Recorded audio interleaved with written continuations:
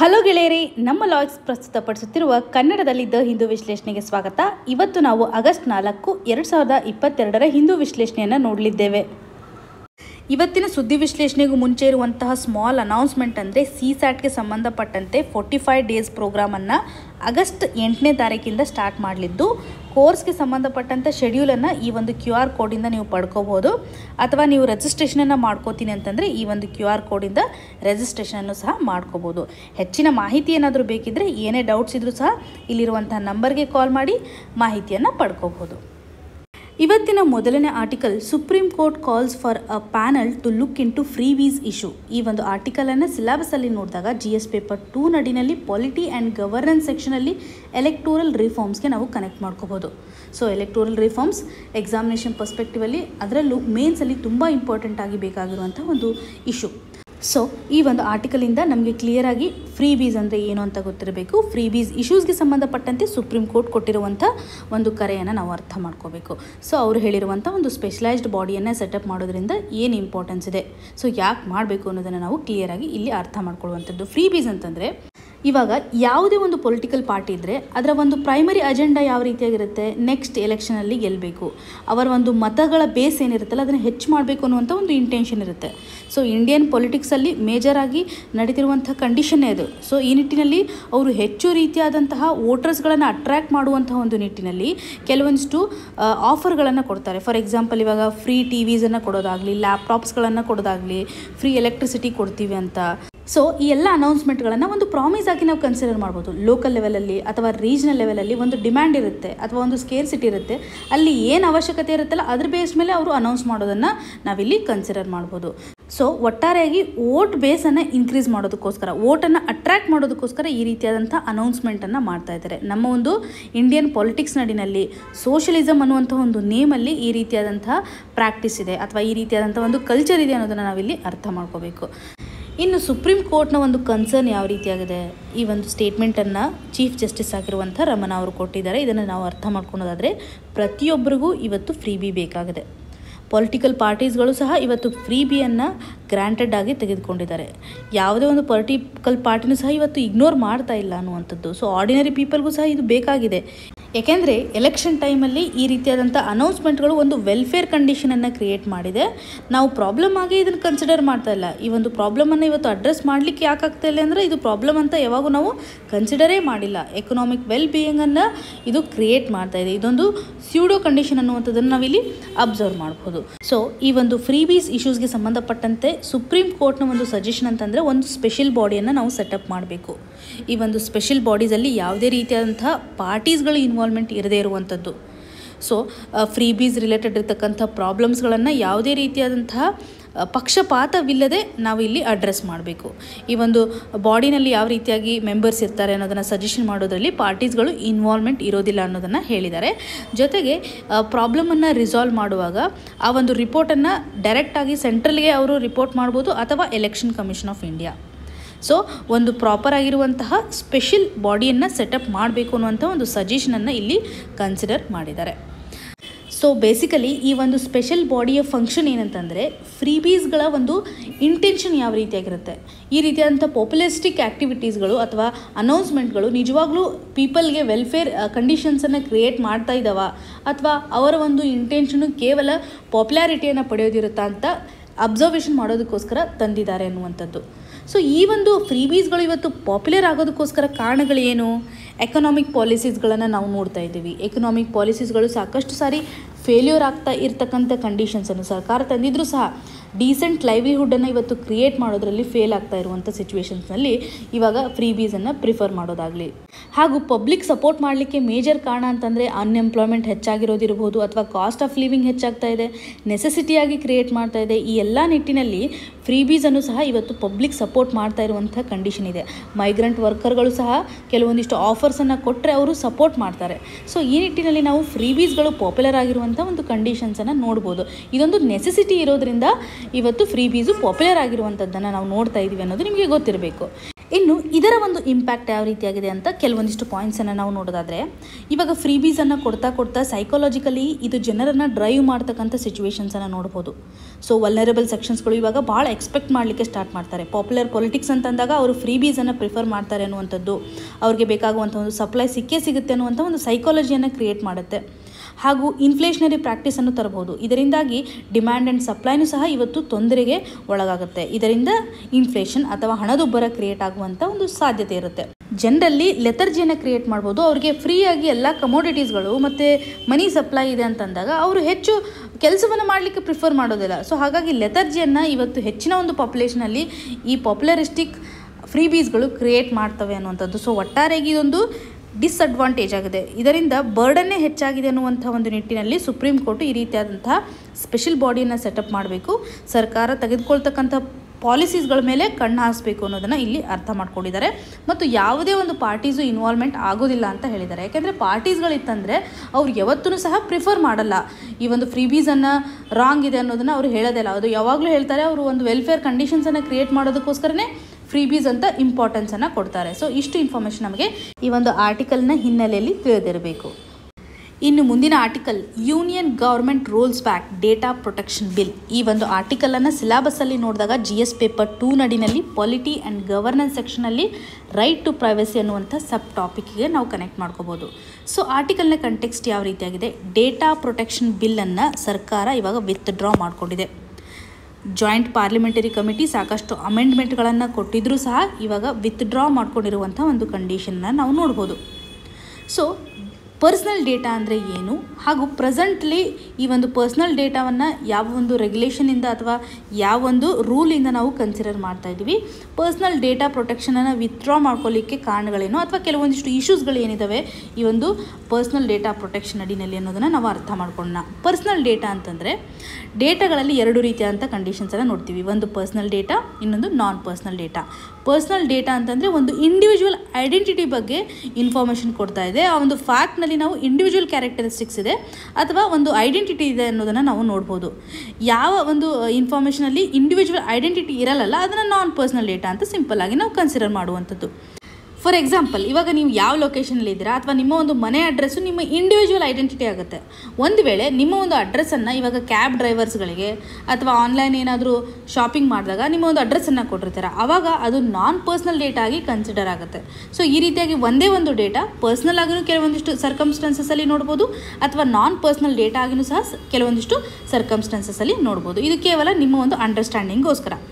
ಇವಾಗ data protection ಅಂತಂದ್ರೆ ಏನು, ಇವಾಗ ಸಾಕಷ್ಟು ಪಾಲಿಸೀಸ್ಗಳಿದ್ದಾವೆ ಹಾಗೂ ಪ್ರೊಸೀಜರ್ಗಳಿದ್ದಾವೆ. ಈ ಎಲ್ಲ ಅಡ್ಮಿನಿಸ್ಟ್ರೇಟಿವ್ ಪ್ರೊಸೀಜರ್ಗಳಲ್ಲಿ ಡೇಟಾನ ಒಂದು ಅವಶ್ಯಕತೆ ಇರುತ್ತೆ.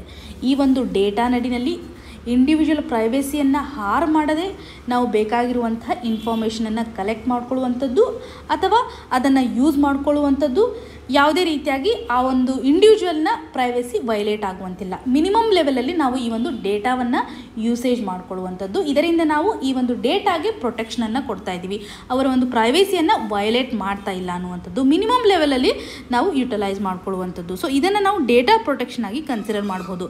ಡೇಟಾ ಪ್ರೊಟೆಕ್ಷನ್ಗೆ ಸಂಬಂಧಪಟ್ಟಂತೆ, ಅದರಲ್ಲೂ ಪರ್ಸ್ನಲ್ ಡೇಟಾಗೆ ಸಂಬಂಧಪಟ್ಟಂತೆ ಫಸ್ಟ್ ಟೈಮ್ 2017ನಲ್ಲಿ ಸುಪ್ರೀಂ ಕೋರ್ಟು ಕೆಲವೊಂದಿಷ್ಟು ಸ್ಟೇಟ್ಮೆಂಟನ್ನು ಕೊಡುತ್ತೆ. ಪ್ರೈವೇಸಿ ಅನ್ನುವಂಥದ್ದು ಫಂಡಾಮೆಂಟಲ್ ರೈಟ್. ಆರ್ಟಿಕಲ್ 21ನಲ್ಲಿ ನೋಡ್ತೀವಲ್ಲ, ರೈಟ್ ಟು ಪ್ರೈವೇಸಿ ಅನ್ನುವಂಥದ್ದು ಒಂದು ಫಂಡಾಮೆಂಟಲ್ ರೈಟ್ ಆಗಿ ನಾವು ಕನ್ಸಿಡರ್ ಮಾಡುವಂಥದ್ದು. ಇದಕ್ಕೆ ಸಂಬಂಧಪಟ್ಟಂತೆ ಒಂದು ಕಮಿಟಿಯನ್ನು ಸೆಟಪ್ ಮಾಡಿರೋದು ಜಸ್ಟಿಸ್ BN ಶ್ರೀಕೃಷ್ಣರವರು ಹೆಡ್ ಆಗಿರುವಂಥ ಒಂದು ಕಮಿಟಿಯನ್ನು ಸೆಟಪ್ ಮಾಡಲಾಗಿತ್ತು 2017ರಲ್ಲಿ. 2018ರಲ್ಲಿ ಪರ್ಸ್ನಲ್ ಡೇಟಾ ಪ್ರೊಟೆಕ್ಷನ್ ಬಿಲ್ಗೆ ಸಂಬಂಧಪಟ್ಟಂತೆ ಒಂದು ಡ್ರಾಫ್ಟನ್ನು ಸಹ ಕೊಡಲಾಗಿತ್ತು ಅನ್ನುವಂಥದ್ದು. Ministry of electronics and information technology ನಡಿನಲ್ಲಿ ಒಂದು ಬಿಲ್ಲನ್ನು ಈ ಒಂದು ಕಮಿಟಿ ಸಬ್ಮಿಟ್ ಮಾಡಿರೋದನ್ನು ನಾವು ನೋಡ್ಬೋದು. ಸೊ ಈ ಒಂದು BN ಶ್ರೀಕೃಷ್ಣ ಕಮಿಟಿ ನಮಗೆ ಎಕ್ಸಾಮಿನೇಷನ್ ಪರ್ಸ್ಪೆಕ್ಟಿವಲ್ಲಿ ತುಂಬ ಇಂಪಾರ್ಟೆಂಟು. ಯಾಕೆಂದರೆ ರೈಟ್ ಟು ಲೈಫ್ ಆರ್ಟಿಕಲ್ 21ಗೆ ಸಂಬಂಧಪಟ್ಟಂತೆ ಸಾಕಷ್ಟು ಕ್ವಶನ್ಸನ್ನು ನಾವು ಎಕ್ಸಾಮಲ್ಲಿ ನೋಡ್ಬೋದು. ಸೊ ಇದಕ್ಕೆ ರಿಲೇಟೆಡ್ ಇರತಕ್ಕಂಥ ಎಲ್ಲ ಇನ್ಫಾರ್ಮೇಷನ್ಸ್ಗಳನ್ನು ನೀವು ಕನ್ಸಿಡರ್ ಮಾಡಲೇಬೇಕಾಗತ್ತೆ. ಇವಾಗ ಪರ್ಸ್ನಲ್ ಡೇಟಾ ಪ್ರೊಟೆಕ್ಷನನ್ನು ಮಾಡ್ತಕ್ಕಂತಹ ರೂಲ್ಸ್ಗಳು ಯಾವ್ದು ಅಂತಂದರೆ, ಕರೆಂಟ್ಲಿ ಯಾವ ರೀತಿಯಾಗಿ ರೆಗ್ಯುಲೇಷನ್ ಆಗ್ತಾ ಇದೆ ಅಂತಂದರೆ information technology rules 2011. So IT act 2000 ನಡಿನಲ್ಲಿರ್ತಕ್ಕಂತಹ ಇನ್ಫಾರ್ಮೇಷನ್ ಟೆಕ್ನಾಲಜಿ ರೂಲ್ಸ್ 2011 ಅಂದರೆ 2011ರಲ್ಲಿ ಈ ಒಂದು ಡೇಟಾ ಯೂಸೇಜ್ಗೆ ಸಂಬಂಧಪಟ್ಟಂಥ ರೆಗ್ಯುಲೇಷನ್ಸನ್ನು ನಾವು ನೋಡ್ಬೋದು. ಇನ್ನು ಈ ಒಂದು ಪರ್ಸ್ನಲ್ ಡೇಟಾ ಪ್ರೊಟೆಕ್ಷನ್ಗೆ ಸಂಬಂಧಪಟ್ಟಂಥ ಇಶ್ಯೂಸ್ಗಳೇನಿದಾವಲ್ಲ ಇದನ್ನು ಸಹ ನಾವು ಕನ್ಸಿಡರ್ ಮಾಡಬೇಕು. ಯಾಕೆ ಇದನ್ನು ವಿತ್ಡ್ರಾ ಮಾಡಿದ್ದಾರೆ ಅಂತಂದಾಗ ಇಶ್ಯೂಸ್ ನಮಗೆ ಇಂಪಾರ್ಟೆಂಟ್ಲಿ ಗೊತ್ತಿರಬೇಕು. ಸೆಕ್ಷನ್ 35 ಏನಿದೆಯಲ್ಲ ಈ ಒಂದು ಬಿಲ್ ನಡಿನಲ್ಲಿ, ಇದರಲ್ಲಿ ಕೇವಲ ಸೆಂಟ್ರಲ್ ಗೌರ್ಮೆಂಟ್ಗೆ ಒಂದು ಅಥಾರಿಟಿಯನ್ನು ಕೊಡುತ್ತೆ. ಸೆಂಟ್ರಲ್ ಗೌರ್ಮೆಂಟು ಯಾವುದೇ ಒಂದು ಗೌರ್ಮೆಂಟ್ ಏಜೆನ್ಸಿಯನ್ನು ಈ ಒಂದು ಲಾ ನಡಿನಲ್ಲಿ ಎಕ್ಸಂಪ್ಟ್ ಮಾಡ್ಬೋದು, ಅಂದರೆ ಅವರು ಡೇಟಾವನ್ನು ಕಲೆಕ್ಟ್ ಮಾಡ್ಬೋದು. ಸೊ ಈ ನಿಟ್ಟಿನಲ್ಲಿ ಸೆಂಟ್ರಲ್ ಗೌರ್ಮೆಂಟ್ಗೆ ಒಂದು ಸ್ಟ್ರಾಂಗ್ ಅಥಾರಿಟಿ ಕೊಡೋದನ್ನು ನೋಡಿದ್ದೀವಿ. ಮತ್ತು ಈ ಒಂದು ಎಕ್ಸಂಪ್ಷನನ್ನು ಕೊಡುವಾಗ ಯಾವುದೇ ರೀತಿಯಂಥ ರೀಸನ್ಸ್ಗಳಿಲ್ಲ. ಯಾವುದೇ ಒಂದು ಗೌರ್ಮೆಂಟ್ ಏಜೆನ್ಸಿಗೂ ಸಹ ಎಕ್ಸಂಪ್ಷನ್ಸನ್ನು ಕೊಡ್ಬೋದು. ಬೇಸಿಕ್ ಪ್ರೊವಿಷನನ್ನು ಈ ಒಂದು ಬಿಲ್ ನಡಿನಲ್ಲಿ ನಾವು ನೋಡ್ಬೋದು. ಸೊ ಎಕ್ಸಿಕ್ಯೂಟಿವ್ ಹೆಜಿಮೋನಿಯನ್ನು ಇವತ್ತು ಸೆಂಟ್ರಲ್ ಗೌರ್ಮೆಂಟ್ಗೆ ಇಲ್ಲಿ ಕೊಡಲಾಗಿದೆ. ಡಿಸಿಷನ್ ಮೇಕಿಂಗ್ ಎಲ್ಲ ಕಂಪ್ಲೀಟಾಗಿ ಸೆಂಟ್ರಲ್ ಗೌರ್ಮೆಂಟ್ಗೆ ಇಲ್ಲಿ ಕೊಡಲಾಗಿದೆ. ಇದರಿಂದ ಈಸಿಯಾಗಿ ನಾವು ಈ ಒಂದು ಪ್ರೈವಸಿ ಬ್ರೀಚ್ ಆಗ್ತಾ ಇರುವಂಥ ಒಂದು ಕಂಡೀಷನ್ಸನ್ನು ನೋಡ್ಬೋದು. ಕಂಪ್ಲೀಟ್ ಮೆಕ್ಯಾನಿಸಮ್ ಇವಾಗ ಸರ್ಕಾರದಲ್ಲಿರೋದ್ರಿಂದ ನಾವು ಸಾಕಷ್ಟು ಇಶ್ಯೂಸ್ಗಳನ್ನು ನೋಡ್ತಾ ಇದ್ದೀವಿ. ಫಾರ್ ಎಕ್ಸಾಂಪಲ್ ಇವಾಗ ಪೆಗಸಸ್ ಅಂತ ಕೇಸ್ ನೋಡ್ತಾ ಇದ್ದೀವಿ. ಸೊ ಕರೆಂಟ್ ಫ್ರೇಮ್ವರ್ಕು ಪ್ರಾಪರಾಗಿ ಇವಾಗ ಸಿಟಿಜನ್ಸ್ಗಳ ಒಂದು ಡೇಟಾವನ್ನು ಪ್ರೊಟೆಕ್ಷನ್ ಮಾಡೋದರಲ್ಲಿ ಫೇಲ್ ಆಗ್ಬೋದು ಅನ್ನುವಂಥ ಒಂದು ಇಶ್ಯೂವನ್ನು ನಾವು ಇಲ್ಲಿ ಸಾಲಿಡಾಗಿ ಕನ್ಸಿಡರ್ ಮಾಡುವಂಥದ್ದು. ಇನ್ನು ಮುಂದಿನ article reaping the demographic dividend. ಈ ಒಂದು ಆರ್ಟಿಕಲನ್ನು ಸಿಲೆಬಸಲ್ಲಿ ನೋಡೋದಾದರೆ GS ಪೇಪರ್ 1 ನಡಿನಲ್ಲಿ ಜಿಯೋಗ್ರಫಿಗೆ ಸಂಬಂಧಪಟ್ಟಂತೆ ಪಾಪ್ಯುಲೇಷನ್ ಸೆಕ್ಷನಲ್ಲಿ ಹಾಗೂ GS ಪೇಪರ್ 3 ನಡಿನಲ್ಲಿ ಇನ್ಕ್ಲೂಸಿವ್ ಗ್ರೋತ್ ಆ್ಯಂಡ್ ರಿಲೇಟೆಡ್ ಇಶ್ಯೂನಲ್ಲಿ ಕನೆಕ್ಟ್ ಮಾಡ್ಕೋಬೋದು. ಸೊ ಆರ್ಟಿಕಲ್ನ ಕಂಟೆಕ್ಸ್ಟ್ ಯಾವ ರೀತಿಯಾಗಿದೆ ಅಂತಂದರೆ, UN ಕೊಟ್ಟಿರುವಂಥ ಒಂದು ರಿಪೋರ್ಟ್ ನಡಿನಲ್ಲಿ, ಅಂದರೆ ವರ್ಲ್ಡ್ ಪಾಪ್ಯುಲೇಷನ್ ಪ್ರಾಸ್ಪೆಕ್ಟ್ಸ್ ಅನ್ನುವಂಥ ಒಂದು ರಿಪೋರ್ಟಲ್ಲಿ ನಾವು ವರ್ಲ್ಡಲ್ಲಿ ಎಷ್ಟು ಪಾಪ್ಯುಲೇಷನ್ಸನ್ನು ರೀಚ್ ಮಾಡ್ಬೋದು. ಈ ವರ್ಷ ಸರಿಸುಮಾರು 8 ಬಿಲಿಯನ್ ಅಷ್ಟು ಟಚ್ ಮಾಡುವಂತೆ ಹಾಗೂ 9.8 ಬಿಲಿಯನ್ ಅಷ್ಟು 2050ಕ್ಕೆ ರೀಚ್ ಆಗ್ಬೋದು ಅನ್ನುವಂಥ ಒಂದು ಎಸ್ಟಿಮೇಷನನ್ನು ಹೇಳಿದ್ದಾರೆ. ಈ ಒಂದು ಕನ್ಸರ್ನ್ ಅಡಿನಲ್ಲಿ ಭಾರತದ ಒಂದು ಇಂಟ್ರೆಸ್ಟ್ ಯಾವ ರೀತಿಯಾಗಿದೆ, ನಾವು ಚೈನಾದ ಒಂದು ಪಾಪ್ಯುಲೇಷನ್ ಸೈಜನ್ನು ಕ್ರಾಸ್ ಮಾಡುವಂಥ ಒಂದು ಕಂಡೀಷನನ್ನು ನೋಡ್ತಾ ಇದ್ದೀವಿ. ನಮ್ಮ ಒಂದು ಡೆಮೋಗ್ರಾಫಿಕ್ ಡಿವಿಡೆಂಡ್ ಅಂದರೆ ವರ್ಕಿಂಗ್ ಪಾಪ್ಯುಲೇಷನ್ನ ಒಂದು ನಂಬರ್ ಇನ್ಕ್ರೀಸ್ ಆಗ್ತಾ ಇದೆ. ಭಾರತ ಯಾವ ರೀತಿಯಾದಂಥ ಒಂದು ಸ್ಟ್ಯಾಂಡರ್ಡ್ನ ತಗೋಬೇಕು ಅನ್ನೋದ್ರ ಬಗ್ಗೆ ಈ ಒಂದು ಆರ್ಟಿಕಲಲ್ಲಿ ಎಂಫಸೈಸ್ ಮಾಡಿದ್ದಾರೆ. ಸೊ ಕೆಲವೊಂದಿಷ್ಟು ಡೇಟಾವನ್ನು ಸಹ ನಾವು ಇಲ್ಲಿ ಕನ್ಸಿಡರ್ ಮಾಡಬೇಕು. ಭಾರತದ ಒಂದು ಪೊಟೆನ್ಷಿಯಲ್ ಯಾವ ರೀತಿಯಾಗಿದೆ ಅಂತ ನೋಡೋದಾದರೆ, ಮೊದಲನೇದಾಗಿ ಡಿಲಾಯ್ಟಿ ಇನ್ಸೈಟ್ಸ್ನ ಪ್ರಕಾರ ಭಾರತದ ಪಾಪ್ಯುಲೇಷನ್ನು 885 ಮಿಲಿಯನ್ ಇರುವಂಥದ್ದು 1.08 ಬಿಲಿಯನ್ನಷ್ಟು ಇನ್ಕ್ರೀಸ್ ಆಗುತ್ತೆ ಮುಂದಿನ 2 ಡಿಕೇಡ್ ನಡಿನಲ್ಲಿ. ಹಾಗೂ ನಾವು ಹೆಚ್ಚಿನ ಒಂದು ವರ್ಕ್ ಫೋರ್ಸಲ್ಲಿ ಎಜುಕೇಟೆಡ್ ಆಗಿರ್ತಕ್ಕಂತಹ ಅಥವಾ ಬೆಟರ್ ಟ್ರೈನ್ಡ್ ಆಗಿರ್ತಕ್ಕಂಥ ಜನರನ್ನು ನೋಡ್ತಾ ಇದ್ದೀವಿ. ಅಷ್ಟು ಪಾಪ್ಯುಲೇಷನ್ ಇರುತ್ತೆ ಅನ್ನೋದನ್ನು ಒಂದು ಪ್ರಿಡಿಕ್ಷನ್ ಕೊಟ್ಟಿರೋದಾಗಲಿ.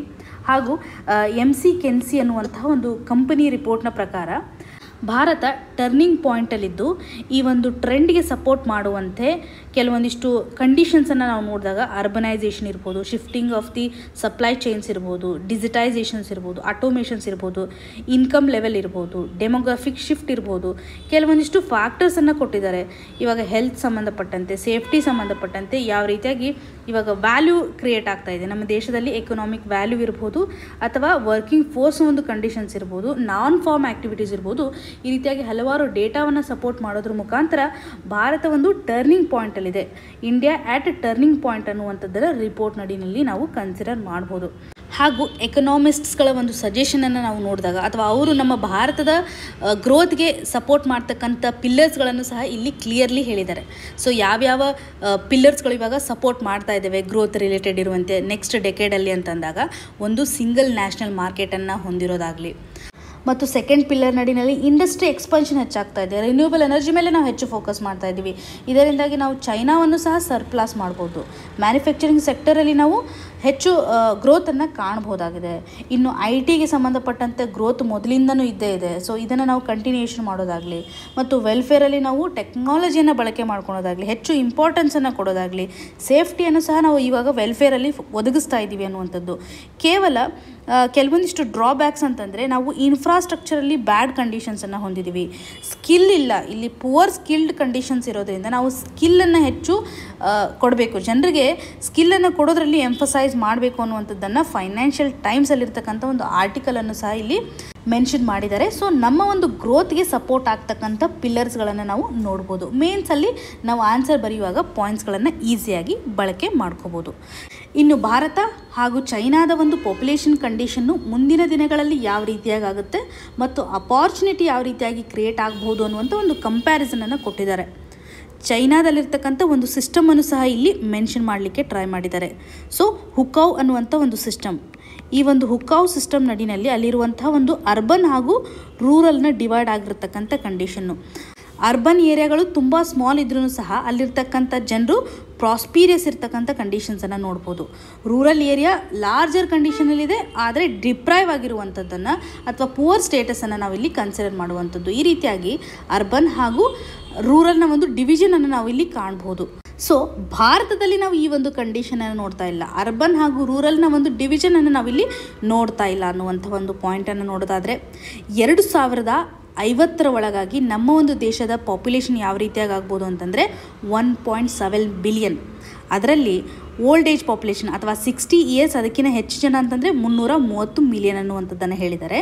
ಇದೇ ಕಂಡೀಷನ್ಸನ್ನು ನಾವು ಚೈನಾದಾಗ ನೋಡಿದಾಗ ಚೈನಾದಲ್ಲಿ 1.3 ಬಿಲಿಯನ್ ಅಷ್ಟು ಪಾಪ್ಯುಲೇಷನ್ ಇರುತ್ತೆ ಹಾಗೂ 60 ಇಯರ್ ಏಜ್ ಕ್ರಾಸ್ ಆಗಿರುವಂತಹ ಜನಸಂಖ್ಯೆ 500 ಮಿಲಿಯನ್ ಇರುತ್ತೆ.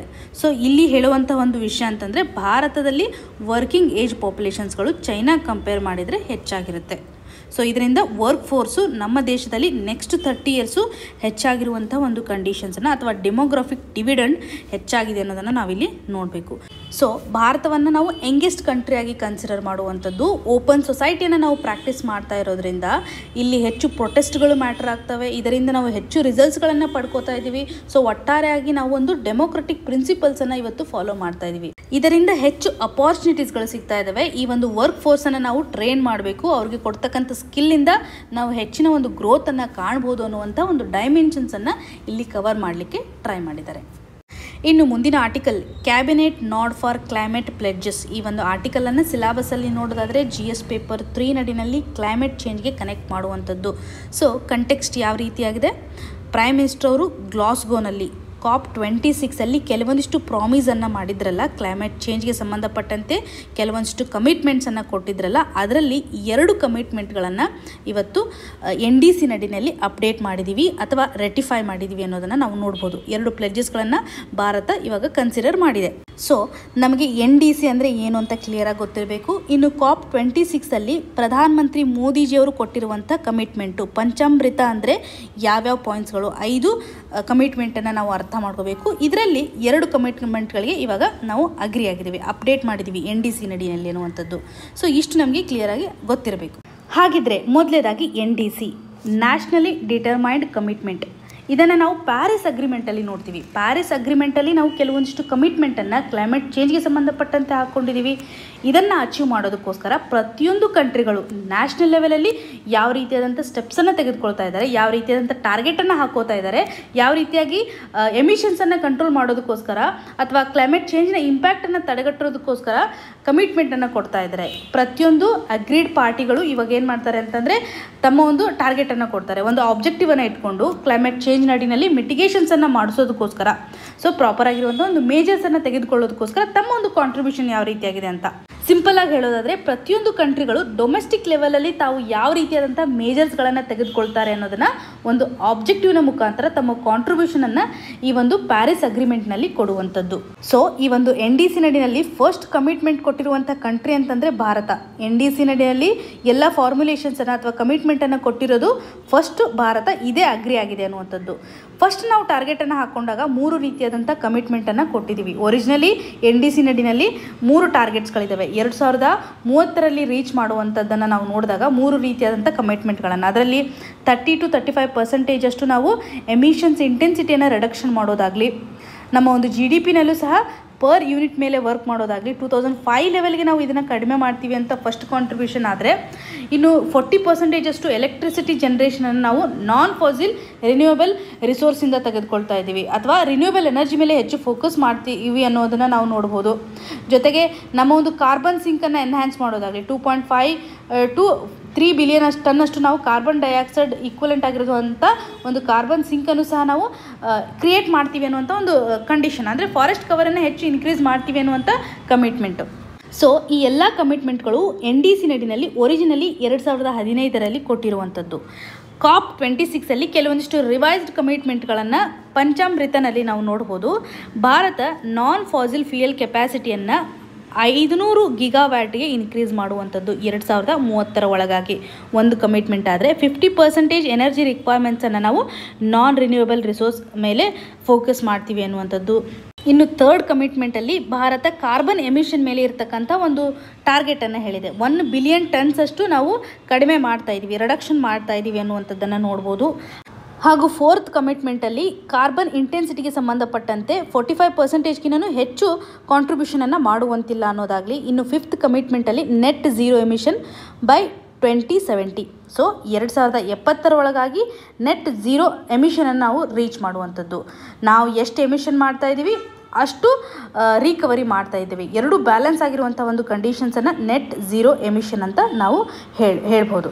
ಸೊ ಈ 5 ಪಂಚಮಿತ್ರದಲ್ಲಿ ಭಾರತ 2ಕ್ಕೆ ಮಾತ್ರ ಅಗ್ರಿ ಆಗಿದೆ. ಯಾವ್ಯಾವ ಅಂತಂದರೆ, ಸೆಕೆಂಡ್ ಒನ್ ನಾವು ರಿನ್ಯೂಯಬಲ್ ಎನರ್ಜಿ ಮೇಲೆ ಡಿಪೆಂಡೆನ್ಸಿನ ತೋರಿಸಿದ್ದೀವಿ ಅಂತ ಹೇಳಿದ್ವಲ್ಲ ಅದೊಂದು, ಹಾಗೂ ಇವಾಗ ನಮ್ಮ GDP ನಲ್ಲಿರ್ತಕ್ಕಂಥ ಕಾರ್ಬನ್ ಇಂಟೆನ್ಸಿಟಿಯನ್ನು ಅಥವಾ ನಮ್ಮ GDP ಕಾಂಟ್ರಿಬ್ಯೂಷನ್ ಅಥವಾ ನಮ್ಮ ಎಕನಾಮಿಕ್ ಕಾಂಟ್ರಿಬ್ಯೂಷನಲ್ಲಿ 45%ಗಿಂತಲೂ ಇನ್ಕ್ರೀಸ್ ಮಾಡುವಂತಿಲ್ಲ ಅನ್ನೋದನ್ನು ಅಗ್ರಿ ಆಗಿದೆ. ಸೊ ಫೋರ್ತ್ ಕಂಡೀಷನ್ನು ಹಾಗೂ ಸೆಕೆಂಡ್ ಒನ್ ಇವೆರಡೂ ಸಹ ಭಾರತ ಅಪ್ರೂವಲ್ ಕೊಟ್ಟಿರೋದನ್ನು ಅಥವಾ ಕ್ಯಾಬಿನೆಟ್ ಅಪ್ರೂವ್ ಮಾಡಿರೋದನ್ನು ನಾವಿಲ್ಲಿ ನೋಡ್ಬೋದು. ಇದು ಎಲ್ಲ ಟಾರ್ಗೆಟು ಸಹ ನಾವು 2030 ತನಕ ಹಾಕ್ಕೊಂಡಿರೋದಕ್ಕೆ ಅಪ್ರೂವಲ್ ಕೊಟ್ಟಿದ್ದಾರೆ ಅನ್ನೋದ್ರ ಬಗ್ಗೆ ನಿಮಗೆ ಮಾಹಿತಿ ಕ್ಲಿಯರಾಗಿ ಗೊತ್ತಿರಬೇಕು. ಇಷ್ಟು ಇನ್ಫಾರ್ಮೇಷನ್ ಈ ಒಂದು ಆರ್ಟಿಕಲಿಂದ ನಮಗೆ ಬೇಕಾಗಿರುವಂಥದ್ದು. ಇವತ್ತಿನ question of the day section ಅಡಿನಲ್ಲಿ ಶುಗರ್ ಇಂಡಸ್ಟ್ರಿಯಿಂದ ಬರುವಂಥ ಬಾಯ್ ಪ್ರಾಡಕ್ಟಿಂದ ಏನು ಉಪಯೋಗಗಳಿದ್ದಾವೆ ಅಂತ ಕ್ವಶನನ್ನು ಕೇಳಿದೆ. ಇದಕ್ಕೆ ಸರಿಯಾದ ಉತ್ತರವನ್ನು ಕಮೆಂಟ್ ಸೆಕ್ಷನಲ್ಲಿ ಮೆನ್ಷನ್ ಮಾಡಿ. ಇವತ್ತು ಡಿಸ್ಕಸ್ ಮಾಡಿರುವಂತಹ ಎಲ್ಲ ಆರ್ಟಿಕಲ್ಸ್ಗಳು ನಿಮಗೆ ನೀಟಾಗಿ ಅರ್ಥ ಆಗಿದೆ ಅಂತ ಭಾವಿಸ್ತಾ ಇದ್ದೀನಿ. ನಿಮ್ಗೆ ಏನೇ ಕನ್ಸರ್ನ್ ಇದ್ರೂ ಸಹ ಕಮೆಂಟ್ ಸೆಕ್ಷನಲ್ಲಿ ಮೆನ್ಷನ್ ಮಾಡಿ ಅಂತ ಹೇಳ್ತಾ ಆಲ್ ದ ವೆರಿ ಬೆಸ್ಟ್. ಧನ್ಯವಾದಗಳು.